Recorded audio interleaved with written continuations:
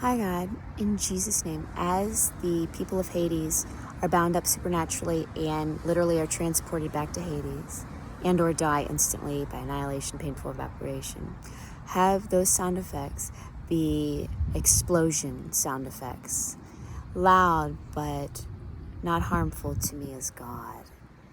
Startling, yes, in Jesus' name, but in a way that restores my information back to me that they stole through my body and soul, in Jesus' name, and causes them to lose all the information they had of me. While I feel much better and know damn well they're being transported or dying that way.